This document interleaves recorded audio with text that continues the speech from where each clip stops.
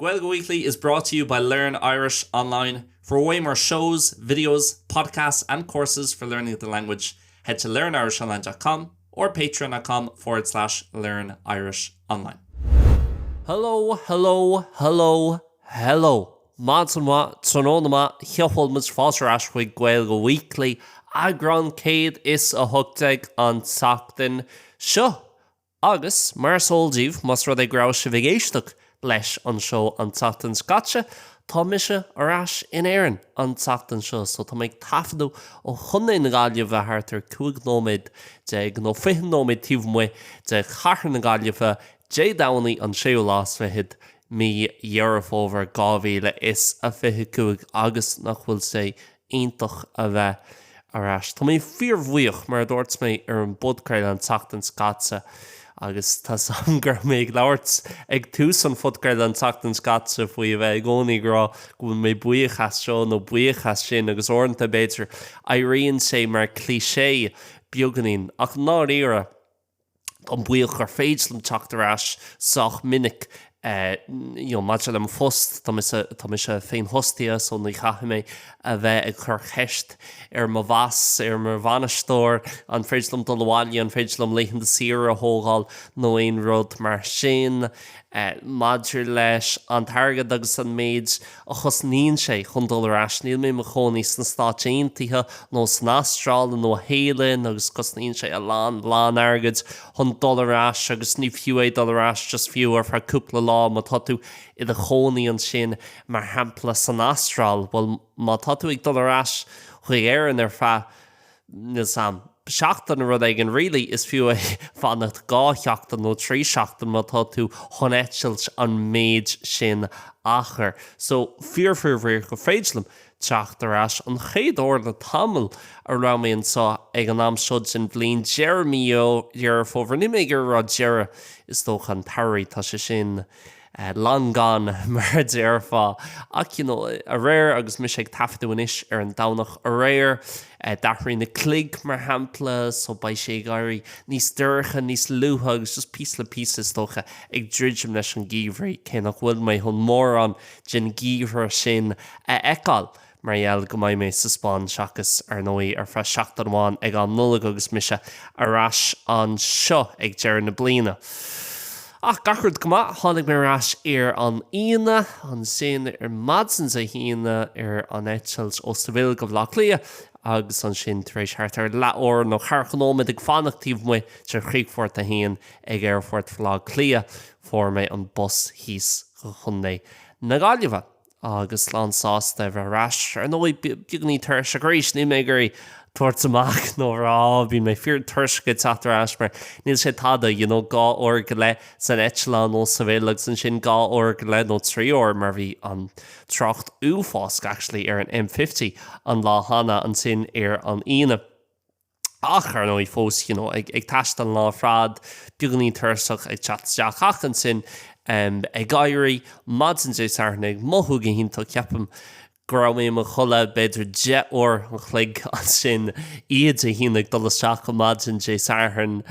agus an sin ag gairí madsan sé sarnig mothú go hinnta ag gen an parkrón áitiil atá go rud amháin nachhfuil agéon an sin sa Spáin ach ag déanú an parkrón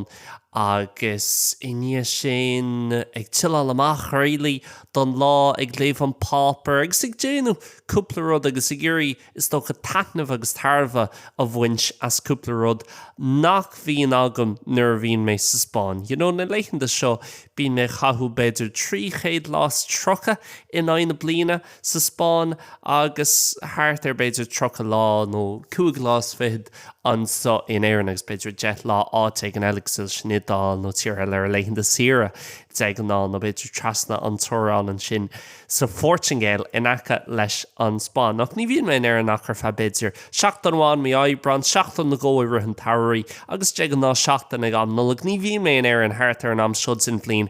de go ná. Agus margheall sin ar nóí is íblam bheith mo choní sa Spáin agus bíon méid leabhart san tamar fád ar an budcréile maidir leis na rudaí iontacha atá agéon hall sa Spáin agus na béidir na rudaí orintanta a bríonn níos fearr sa Spáin na gcomhpháirtíocht léireann ach ar nói fóstá lán rudaí nach míon agam nuair bhíon mé sa Spáin agus a bhíon agam nuair tá mé an so in éireann. Agus ar nói, tá na rudaí obvious is dócha agus na rudaí soléire cosúla de chlána eáil agus just a bheith ráise ar nói mo chrádsbhaile agus just a bheith rás le do roioine le do winter as gacrad maid le sin agus bheith an dul gotí do siopa áitiúil nó d cheach tormhna áitiúil nó do cafe áitiúil nó bheith ag réit nó ag siúil ar na sráid sinna ina ráú agus tá sa bhád níos óge. A chum mála sin agus mar luí mé ceapan beidir cúpla óragus mis ag déanú beidir buganín de preview de mo thuras an tachtain sa catsa ar an show. Orintanta siad na rudaí beaga a cheasan amach níos mó ná on rudéile agus go háirithe seachtaí cosú leis an tachtain so mar hampla nuair tháinig mé ráis ar an tairí. Bhí neart plan agam, bhí mé ag fileráis ar bhéal férstar dús agus bhí min sin don trad festin sin, bhí mé gona chirí ag tuairt cuairt ar charan sin le stóil agus an sin bhí me tamil an son náliamh agus bhí mé bóla le cúpla car defriúil. Agus rih a thugad tú deire just tá sé imíthe agus tá tú ráis sa Spáin agus tá caiicís gin sco catad an so ach ar nói ní ar nói ach ar nói dumsa réon sig teachtarás an or seo ní ra mór an plan agam just bhí sé teachtarás ar seach an bháil agus bhí sais blank canvas agam níl mór an cord sa timppla na hása níl an plan agam réalaí chun taiste líanú tíomh mu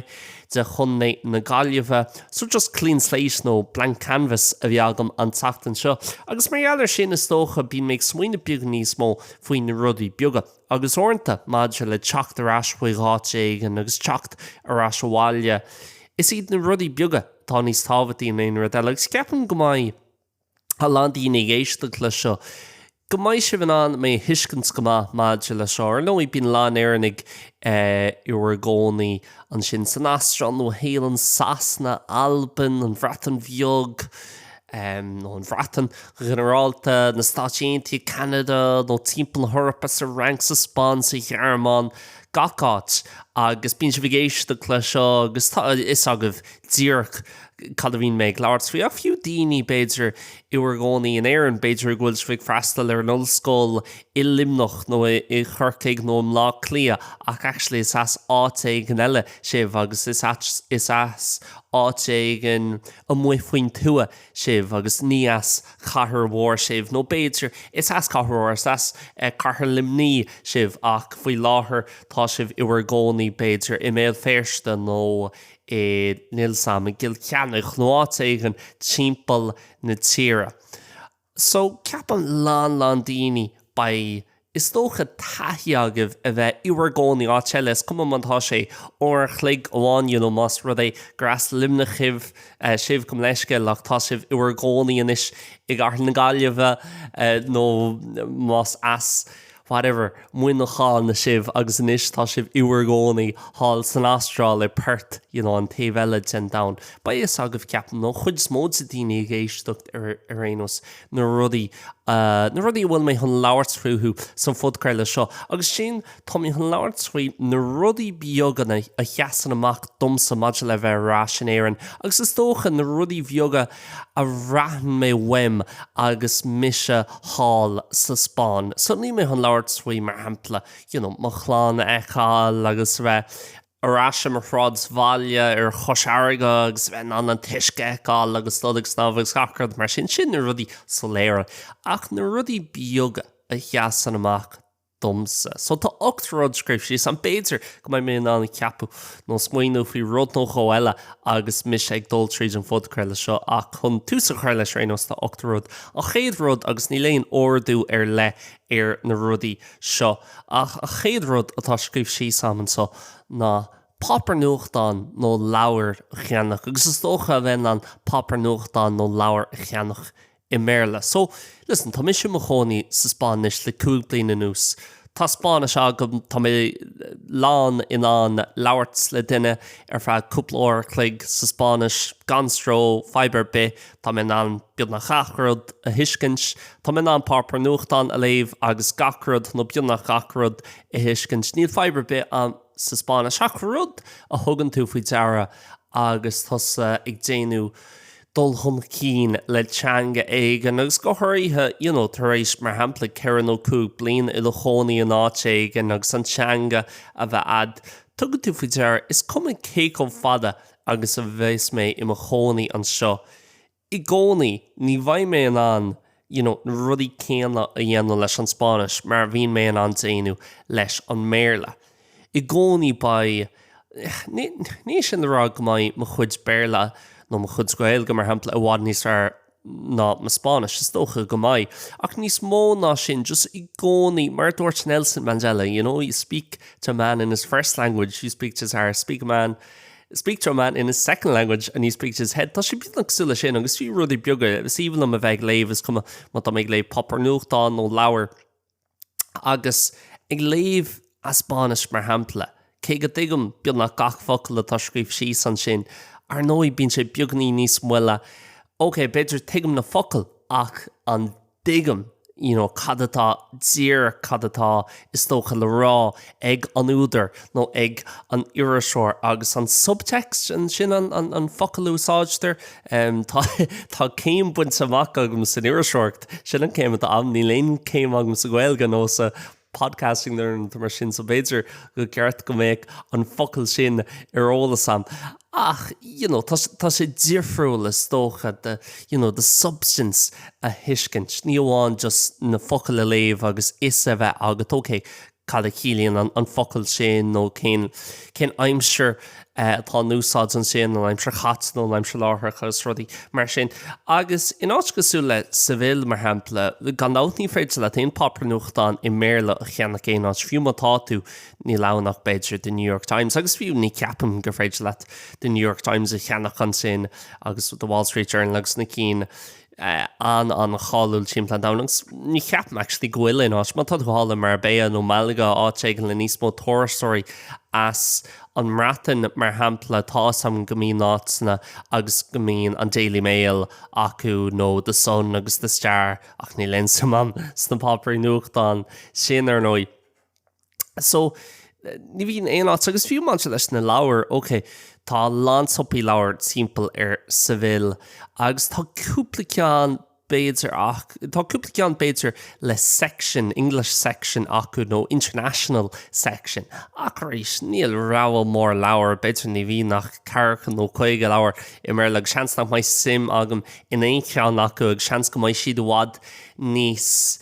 níos custasaí freisin mar ghfuil siad impórse agus mar nach bhfuil mór an leabhar I mBéarla eile timpeall na chathrach is féidir lo beidir price beagnaí níos orja a chur éir. So fiú just a bheith rás an seo a bheith in an papar nuachtáin a ceannach a bheith in an I léamh I mBéarla nó fiú na cúpla ceann atá le fáil anis trí bheán na Gaeilge agus iad san léamh agus freisin a bheith léamh faoi topicí níos múla mar hampla cheannaí mé an Irish Injo inné agus bhí alt ionach le Dan McDonald agus sin is tócha an chief football writer tacu ag an Indo an so in éireann bíonn sé ar an Indo Sport podcast agus cúpla áit eile, cúpla podcréile eile agus bhí séisning leabhart faoi ceapam an tatans caite chuí sé ag Kosovo agus go Albania agus inis tá gach tír as ceapan tá cúig hir is chuige tíbhas sé de UEFA so tíbhas sé san Eorp nó Eorp beag níos mó mar tá áiteanna le Kazakhstan agus Israel agus Armenia mar chuid de UEFA so tá gach tír feice aige inis agus tá cuairt tugtha ar gach tír inis sa UEFA trís na blianta agus tá altaíonnta an sin slochan ní féidir libh échanach inis a cinnte ghfuil sé ar líon a freisin má tá tú I bháil ar independence.ie na tíorthar fad atá feice ag agus scéal nó anecdóis beag ó gach ceann so an óir ará sé sa bhulgáir beidir 20 bliain ó hin gábhfuil sa sé ag fécinn tíir St. Pat's an Levski Sofia mar hampla nó an óir thuí sé go dtí an rúis go Moscow chun fécinn tíir éire in aine rúise gábhfuil sa héinteag nó an óir a thuí sé go whatever, go Gibraltar chun féchan sér beidir Derry City and I Lincoln Redim san sin a UEFA qualifier miúil. Agus na scéalta difriúil a bhí agat tá si dan speisialta agus scéal Déanta agus fiú cúpla áit beidir agus ní rá sé an sin chun clutha soccer a eáil. nó beidir grá sé fannachtar fan na blianta le haid mar hampla an tlómhain bhí sé láir tá sé dochreidsa tríd an blianta ní rá aon fur an éarnach is tócha tarringsa nó drán in aon fern as an tlómhain agus fiú an uair náisiúnta ní rá drá a gin nó tarringta a gin in an tlómhain a rith na blianta so ní rá aon seansaige chun dul ach an sin ceapan grá conference orháin agus grá sé an dul nó beidir grá sé ar leighn de sira an sin agus bhí sé sin is tócha tict ón bax an sin ón mosca agus bhí sé créithne. So rudí beaggus le sin mar ní bháin an teangach fiú topicí agus rudí ina bhfuil bhád níos mó sim agam ontú sin just go deas mar rís ní sin rud is tócha gur féid leat fáil in áit gosú leis bhfuil sin idir híon poprinúcht an agus leabhar áil. Ní bháin ar is mBéarla le just rudaí ní simúla dom héin í mór an sim am réile bolíocht na Spáine le mór an sim am réile ins na rudaí a bhíon arsúil sa Spáin mar rís ok tá mé chonaí an sin ach ní Spáineocht na mé agus just tomsan I bhíonn sé chomh simúil mar a bhíon na rudaí an so an éan agus freisin na rudaí hall sa bhreatan chomh ma. Iar dó anna defriúil sin an téir ór agus kickoff ór agus kickoff fresh is a bhíon an téir in éan agus rís beidir is é seo rud nachtung tú bhítear go dtí go déan tú th lear agus an sin caitan tú am fad a th lear agus an sin tagan tú ras agus ag teachtasteach chuig airfort flach líanúint airfort timppla na tíre agus ar nó I bíonn sé níos óra mar eall go mbíonn sé níos fóra freisin, bhí ag fágal an sin os bhfuil beidir grá sé 5 Celsius mad san sa híana agus thtar 10 Celsius an sin im lá lías. So ar nó inar bhíonn sé níos fóra bí an ní an seach ach beganin tá sé sin fresh nach mín. Ach ag an am céanna tá sé ceapan ghfuil an téir actually bhád níos glána. Beidir seo rud níos mó compráid a dhéanú idir éire agus an Spáin. Beidir díortha difriúil an ní bhíon an éfocht chéanach. Tá lan rudí cloiste an maidir le air quality Spáin nach bhfuil sé roa. So sin rudíontach ag teacht amach an Eitleán, teacht amach an Chríochfort agus an sin is tócha búlan an téir seo an téir éarnach seo thu agus bíonn sé níos fóra ag an ach go mála sin bíonn sin níos óra agus beag níos glána freisin agus má chéan tú. Beidir freisin mar eall ghfuil an spéir a bhád níos mó mar eall nach bhfuil an méid sin ferganibh anna ord má chéan tú ghfuil tú sa fíorhéal níos mó ná mar bhíonn tú nar bhíonn tú I gcathair éigean gus le Póras nó Madrid nó an Rómh nó átaigh an timppel na Thorpa nó átaigh an timppel an Domhan freisin san stáitíntaí an bhain áit réile agus is dócha bhfuil sé sin ceangail sa freisin le ihar trí agus sin just an focail scrífa sí agam an seo náder agus an méid náder tá le fáil in éan agus is dócha rud amháin an seo agus rís beidir go mbeidh lán daoine géisteach le seo agus tá an rud céanna agah seo ná nuair haon muide th lear ní bhíon muid ag dul go áitna faoin tuaid ag ná. So na daoine géisteach le seo th lear tá sé bhí wargónaí I London nó I Perth nó I Melbourne nó in Newark nó Boston nó fiú má tá tú an áit beidir nachhfuil chomh typical tá tú a chonaí an sin in Minnesota nó tá tú a chonaí an sin I Minsk I Belarus nó tá tú a chonaí an sin níl sam I Tehran in Iran. Fós seans má go bhfuil tú a chonaí I gcathair agus rís na daoine fós in éireann beidir gras átaigh an mu faoin tú sibh ach tá sibh níos I wargónaí lá cliaán nó gcathair chorcaigh nó rud éigean mar sin. So tá is agah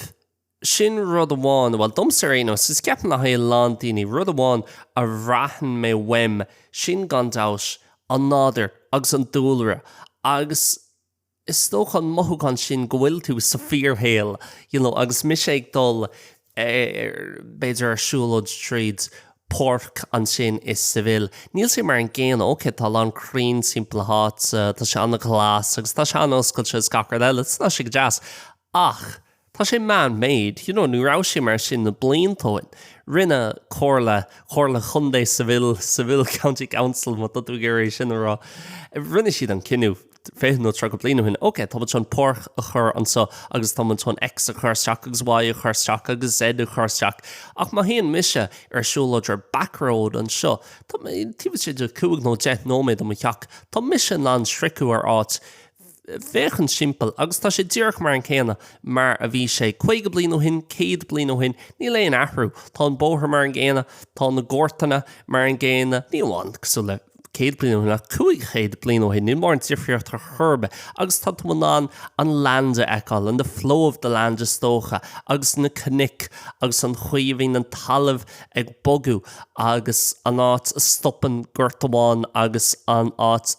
chosníon gortella agus yw beidir duine bháin na gobar san chuirt formúir ach seach sé sin ní bhíon aontail an timplá háte agus tá tú I fear náder, fear dúlar ní léon rud man-made timplá an sin. Agus sin rud ionach in éan ceap mar eall nach bhfuil a chathair bháin a gin réala. Tá blog lí a gin mar chathairach. Churcaig rééis in éan bín misig ar bín muide ag smaoinú faoi churcaig mar hampla mar chathair. Ach sa Spáin, agus ní tír an bhór í an Spáin. Sa Spáin ar beidir 50 nó 30 áit níos mó ná churcaig. Níl churcaig mar chathair sa Spáin ar churbe. Tá sé sú le satellite town nó just town is tócha.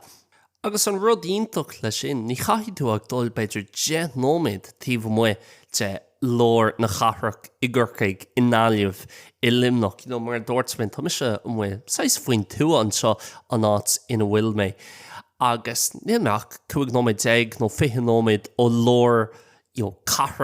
chathrach I gcathair na gáilmhe. Agus sin a rudínting dis ag súla ríis má tá tú a choníonn sin na masún agus tá tú I lór vasún. Sure tá tú ag taistear fra carchan ó chuig an nóméid chun fillarráis iráit le fear náder áit nachhfuil ahraithe mór an le chuigan nó chéad nó 200 bliain an ús. Agus ceapan ghfuil faoi se bhéigean le sé nóirnta nar bhíon mé is bhfuil ar fa am fada gád trí ceir cuaig bhí ganstad bí mé swain bhá just tá mé géirí bheith ar na backroads agus gan bheith rósáis nostalgic fi seo mar leis na córáta agus leis na téimi seo éire agus bheith a chonaí ar legus teachtar a seornta. Tá sé an éasca bheith cailse tócha leis an nostalgia leis an dríocht sin agus le ornta ag labhairt cosúil ghuiil sé mar filiocht agus ó mé an seo longing for the Isle of Ireland and the beauty of her agus gachrod eile. Agus ornta just caiitú bheith níos réadúla faoi gachrod agus ceap mé an bodcar le seo déana míreacht a bheith réadúil faoi rudaí gan a bheith black and white dofagus bán faoi rudaí nó gan a bheith ornta harping an is tócha faoi rudaí nachhfuil róthabhaach agus a bheith cailse san nostalgia agus a dríocht agus de mothúcháin agus gachrod eile. Ach nar bhíon mé is bhfuil orntar feadúpla mí just breathan mé bhaim a bheith muoin tú agus just an ciúnas sin agus an spéir thula mé rud ag an ionach cúpla mí ó hin ó Tommy Tiernan bhí Tommy Tiernan ag labhairt ar fudcair legus tá sé sin ina chonaí an áit anna chungracht dom an so I gcunaí na gailmhe agus dearann sé thart ar an áit so nar bhíonn tú 10 nó 5 nóméid ag tíomhmuid a chathair na gailmhe ní bhíon aon fergan a bhí móra sa margheallar sin tá spéir an bhór atá sé sú le dóm beannach agus bhí rudaí cosú le sin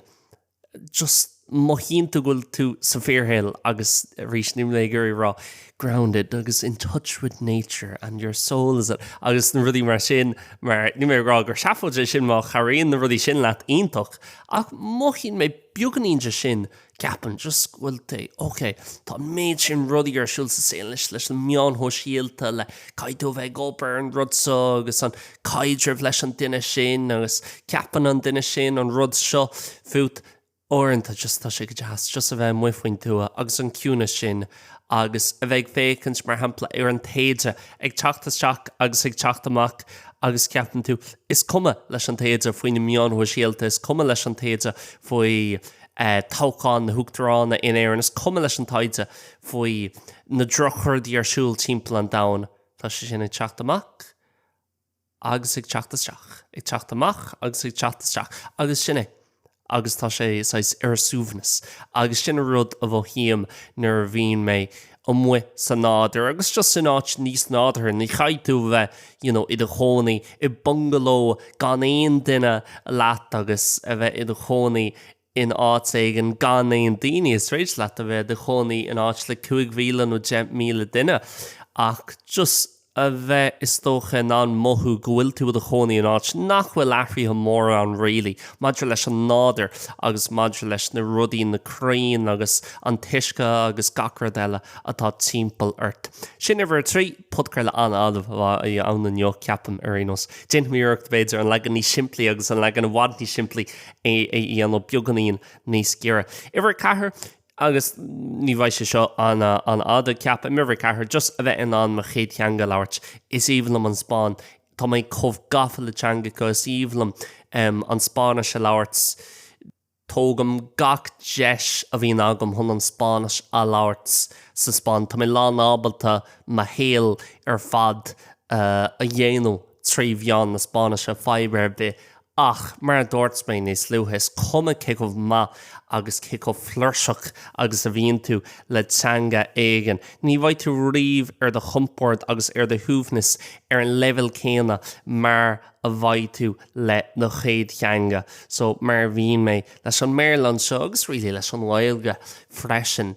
Just tá sé defriúil agus ceapam go bhfuil tú an is tócha Gúil tú an interactions níos fearr aáil le daoine agus tá sé seo ceann sa beagnaín le éascacht so ní mé ag géirí labhairt san marcha faoi ach nuair tá tú go labhairt de chéad teanga bíonn tú níos muoíní agus bíonn mis níos muoíní chun rá haile duine fiú má tá mé an sin níl sam I deachtarmhainn agus tá mé is scúine agus tá mé géirí bí nó duch ó orú agus beidir tá duine in achalóm ag fannacht tá mé se bhád níos muoíní an seo chun cheiste chuirthú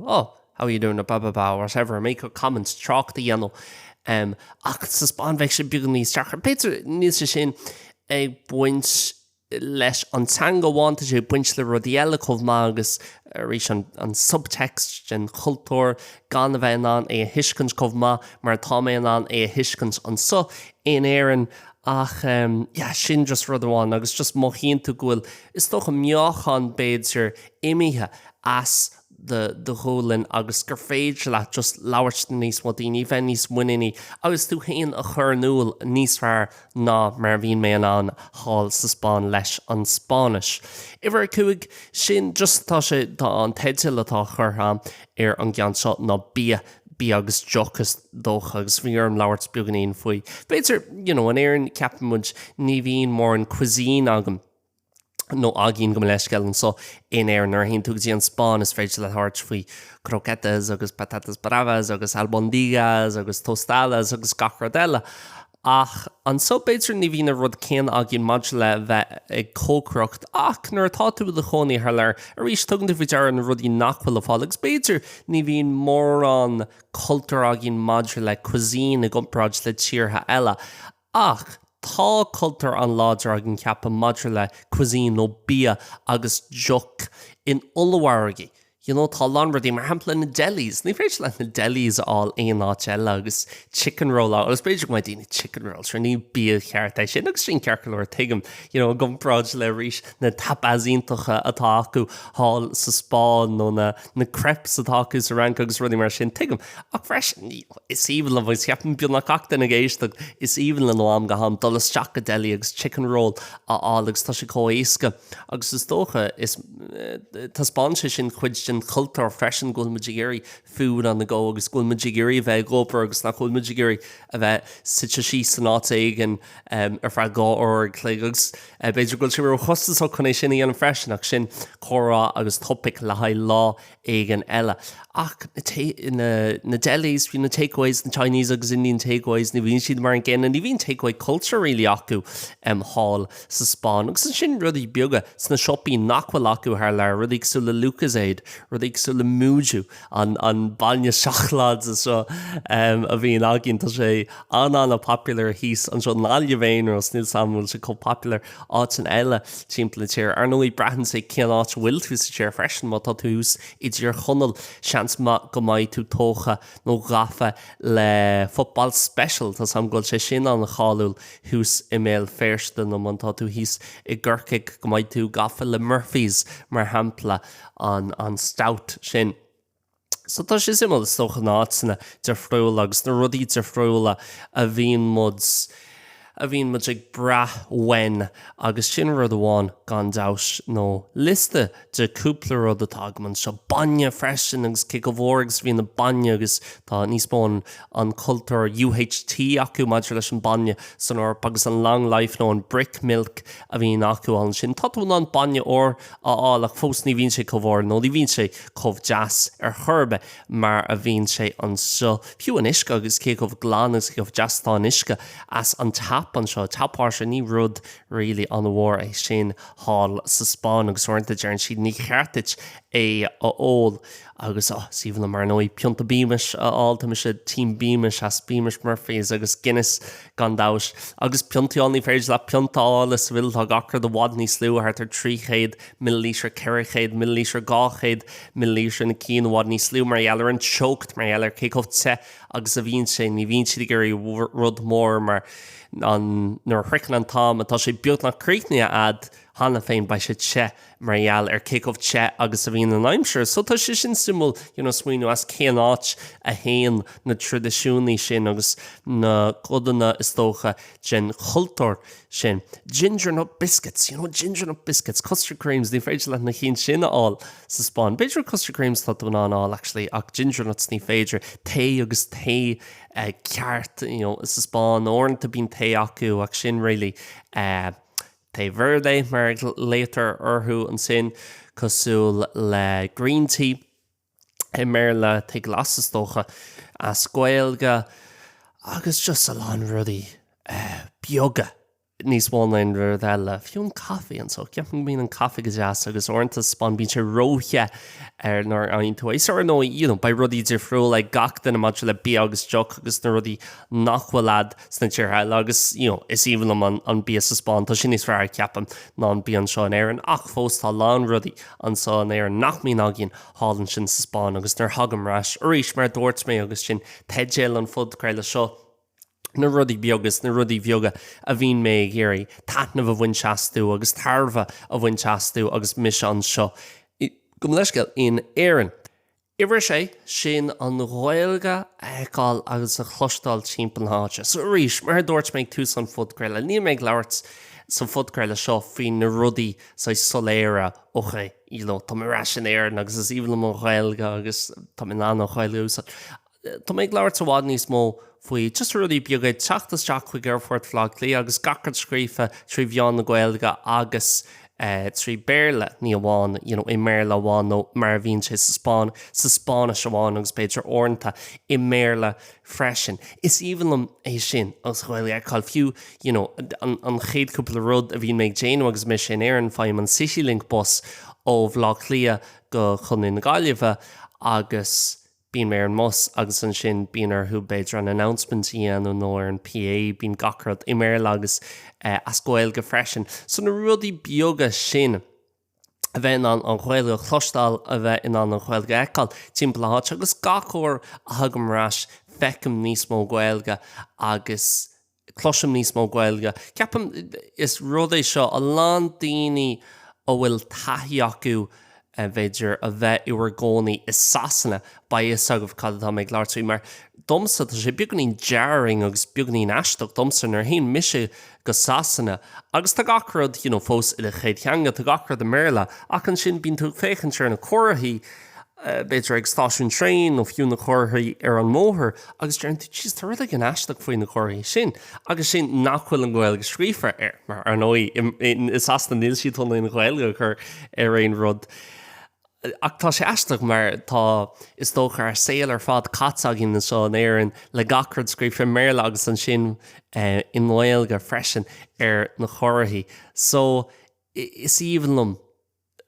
taachtarás agus é sin eáil agus tá sé beagnach cosú le rís nimna gur bheith ro poéisic an seo ach just embrace beag agrá tá do bhaile. Baróg beag agrá tá do bhaileúnis agus níl tú an áit bhfuil tú mar achtránach is tócha agus níl tú an áit bhfuil tú mar duine outsider tá tú idátaonis agus de hiar hain agus tá sé sin comh deas freisin an chéad go blóir an beidir cúpla focail scrífa agus gachóir a hagam ráisinis fecam níos mó gailge agus cloisian níos mó gailge timp le háta in láí bhréanos níl sam faoi áit san eile sa tíir mar de an ánar hagam rás bí me ag an na gáileh agus chun na gáileh óháin. Ibar seacht sin céchomh speisialta is dá daoine agus arís beidir ní rud beag é seo beidir is rud mór agus rud níos generáil é seo churénos tá sé chutha sa list agam sa tá mé chun labhart faoi písa beag arénos agus sin just céchomh éasca agus tá sé an labhart le den agus mar dúirt mé rih tá sé seo 6 ceangail se lehar chathair sin mo chéad cheangail labhart agus beidir sa spáin tá daoine ansóisialta agus tá daoine ansásta an labhart leat agus an crack a bheith ad leat beidir díortha difriúla tá sé difriúil in sam I dúsceart na hthorpa sa túláán mar hampla nó san linn nó áit na mar sin beidir nach bhfuil sé mar an ggéine níl sam ach sa spáin agus san éireann tá sé beagnach mar an ggéine ach beidir just margheall go bhfuil mé an lán go bhfuil mé beagnaí níos muíní chun córa a thosaú an seo táis níos éasca rud ag an rála den éigen agus sin dearantíad rud ag an ráiste agus just being an crack is dócha agah le céileach just na interactions beaggan níos mó naim leil san ní méid leabhart faoi dul amach agus búil le duine agus aníthe chathú ag leabhart faoi whatever tá mis sé ag leabhart faoi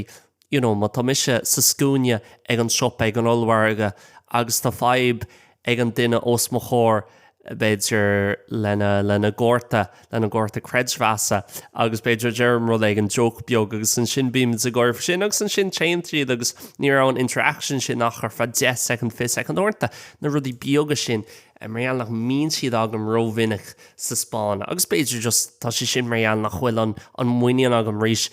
fóstrééis cúg blina tá si dachar tuiscin sin sampla beagan seo in air in a gcónaí dearnmuid nar hen muid is teachát éigen. Hiya, how you doing? Hiya, how you going on? But tá mis ag dul isteach chun beidir phone repair all. Tosníim le, hiya, how you doing? I just have this phone here, blah, blah, blah. Sa Spáin ní dearn tú, hola, ¿cómo estás? Dearn tú, hola, ní dearn tú an rud éigen cosú le, how are you? No chun stáú na aon rud mar sin. Agus on how you doing? Not too bad now yourself, all good. And then getting to the point, ní rudé sin sa sponsor. Orint a rudí beaga mar hamplag sa le sin. Just ní bhí mé chomh muíach nó chomh cínse fum féin is tócha madser le sin. Agus tá si dachar an interactions beaga sin a bheith ad. Ach, ceapan gohfuil muintir na Spáine chomh speisialta agus chomh oscailte mar bhín na hhéireann ag réalaí ní bhíon mór an tíomhreacht an sin. Agus ibar hocht cean an randomach an sa. Agus tócha a bheith teolaí nó a bheith cósaí in áit éigen mar dearnmuid I mBéarla. Mar hampla néomhí mé hálan sin nó sin san ordlan sa sána agus sa steamer agus rís cé bhfuil cúpla sánas agus steamers sa Spáin. Ní bhín de réala gur dal seach go háirithe I rith an tairís fiú rith an ghaomhraí níor bhín sé buganín fór an sin. Ní bhín an mothachan sin áta mé gur just bheith cósaí áta éigen agus a bheith te áta éigen. Tá tú gur éis sin a cheacan tréalaí agus actually tá tú ag beidir glór rud éigen buganín fór tá an bhallart ann hall an sin. Ach an sean rud cin le beidir an tinine a chuirsúil tíobhste den teachtain dul as teachtarmhine le tinine agus bheith cósaí agus an pionta bhealgat agus a bheith léomh do fápar nuachtáin agus níl sam ceapan ghfuil is agatéirenos an 6 rud bhfuil méid leabhart faoi sin tá sé deachornta is dócha na móthúchánaí sin a chur nual ach a bheith teolaí a bheith cósaí áit éigen agus a bheith ag éalú ón fuacht ar nó I bheith sin níos fearr just mudrá an fuacht agin sa chéadaat ach tá sé simúl go dagan rudaí maidir leis an gcultúr Rudaí eile mar hampla, okay, bín sé bhád níos teo sa Spáin, mar ealar sin bín si ag déanamh bhád níos mó rudaí tíomh mu, an sin maidir leis na títhe tormhanna atá acu, má híonn tú tíomhas de teach tormhanna sa Spáin, ní bhíon éon rud ann, tá sé anasáis sana seis ní leanna cúpla siacán agus ní bhíon éon cultúr tíobh sin, ní bhíon éon rud ar na bailí, ní bhíon a fireplace ann ar nói, ní bhíon mór an is sé ach an sin tá terraces acu agus tá na terraces cíntaach agus féidir le a bheith tíomh mu faoin nuiríonn an lár fad le docéigen agus de leabhar scacar deile. Ach an so mar gheallas dócha ar naimse fór leis na céad bliana nús tá cultúr agin tíobhas de tachtórhan agus mar ealar sin tá tachtórhan na airnach agus tá tíochtórhan na airnacha anna chaúil ar fud an dain mar gheall go mín mud ag déanúireachtas dócha tíoste gin tachtórhan chun rudaí a chur súsar na málaí agus beagnaín cultúr agus bhaibbre churthú tíoste gin áte agus é dhéanú teolaí mar a dúirt mé so sin an rud dearnach. So, sin guys, tásúlam gur bhain sibh tanam as an budcréile sin bhád níos fuide an tachtan sa ná mar bhíonn sé mar sanach nó genóid níos fuide ar éonos míle buchas as a bheith éisteacht mar dúirt mé an tachtan caite tá mé fear bhíoch agus bín landíní nu ag éisteacht freisin faoi láthair, so tásúlam ghfuil se bhíh buint tanamh as an show. Sin just cúpla rud is tócha, cúpla gena rudaí bheoga a bhíon mise ag brath weim nuair nach míon mé an seo agus na rudaí a bhíon méid buint taitna bhasnú agus mise ráis ar fe seachtain. De daoine atán inniup ba méid fánacht an seo an éireann go dtí ihe hána, actually ba méid etre ráis go sa bhfuil ar an ina fuirt bhlá clia. So ag tanú go mór le sin ach níos móna sin ag tanú go mór le taitna bhhaint as mo chuideaman so in éireann agus mise ar so tá mis an dolas seachnis go carthan na Gailge agus an tróna a chathú is sé an sin beidir súil chathair freisin ar an práid macnas a bhíon ar siúil an lá seo gcónaí an chéad lá de winter saving time, no daylight saving time gach blian, so seans go maiid méid féchan se chuid de sin a fra le óir an rud éigen agus bugann sipadúirtaí anú agus beidir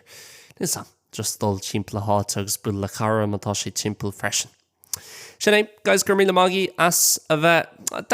bhí sé sin mar seansí do chun rá, tá mis an dul seach go chrat na Gailge agus tána bhhaint as na Rudaí Beaga. Ach ní arna mé, ach ar éonas sin cearcolóir. Míle buchas as a bheith géisteach leis an budcréile, baim dras an tachtain se thugan slán agus bannacht.